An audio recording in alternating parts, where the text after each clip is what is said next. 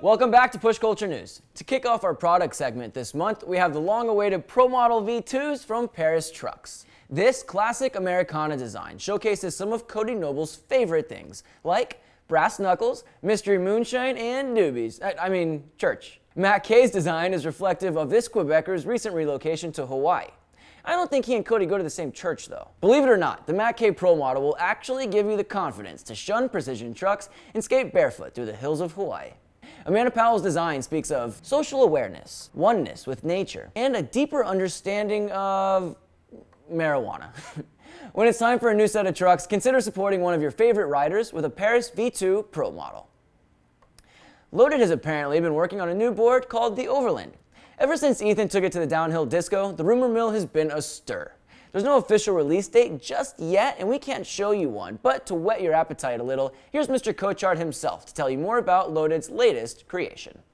Thank you, Brian. Ethan Cochard here, and I just want to answer a couple quick questions that I've been seeing on the internet and a couple death threats that I've seen in my house and on my Lamborghini. Loaded is making a new board, and it will be dropping pretty soon. But right now, I'm not going to tell you too much about it, except that, yes, it's a top mount, because you can't make a drop-through board this cool. It's got 2 kicktails, because that is also awesome. It's directional. I like directional. With 2 kicktails, that's pretty dope. It's pretty light. It comes with trucks and wheels, if you order it complete, I mean. This thing is sick because I helped develop it, as well as everybody else. But yeah, it was the first loader board that I got to develop, so I feel pretty good about it, you know, and I really hope everybody else likes it, because I really do, and everybody else seems to like it. I mean, that's pretty cool. Anyways, I'll give you a quick sneak peek. Boom. It spans the size gap between the Kanthaka and the Tesseract. That's like a hole that needed to be filled, just kind of like the creamy center of a creamy donut, because Kanthaka's a little too small for my liking. Tesseract, great, but it was a little too big at times. So this thing is like, boom, perfect. I love this thing for free riding. I love it for getting around town. I love it for ollieing over things. I learned how to ollie. It's pretty sick. It's really good for your street tricks. It's a little big, some say. Well, in comparison to street track, it's true, but those people either need to get a little bit bigger or just get used to it. One or the other. I don't really care which. Just make it happen. But we just got back from a trip from LA all the way up to Mammoth, all the way through the Mojave Desert. We took this thing on every kind of terrain there is. Skate parks. We went to dive bars. The ladies loved it. They were old, but they loved it.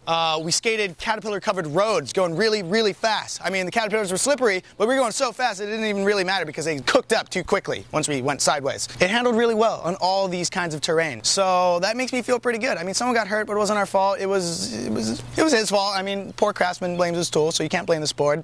Anyways, the video is currently in edit, so be sure to keep your eyes peeled on the Loaded newsletter channel because Adam Sikowski is editing it up and it's going to look really cool, I'm pretty sure. And right after that, the board will be released and we will be giving you more information in the future on it. Anyways, but for now, I'll give you guys a quick sneak peek. Boom. I mean, did that work? Was that good enough for you? Maybe one of these? Ah, that was pretty good. You might want to pause the video for this. It's durable. It's durable.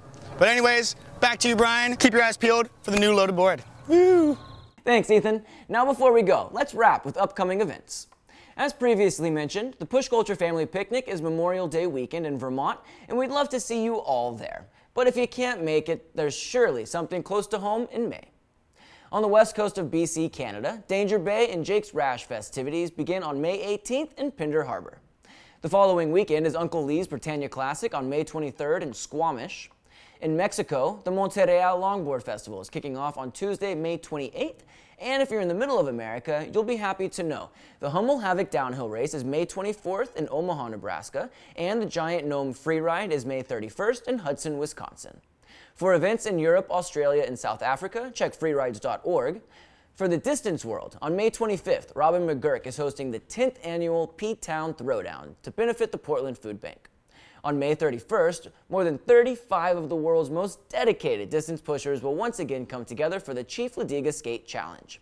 It's a 3-day stage race over 188 miles between Georgia and Alabama that has proved the most strenuous push race on the planet. And last but not least, Section 9 is hosting the 3rd annual charity skateboard race at Pocono Raceway. It's a 1-lap, 2.5-mile sanctioned IDSA event during the venue's annual NASCAR weekend.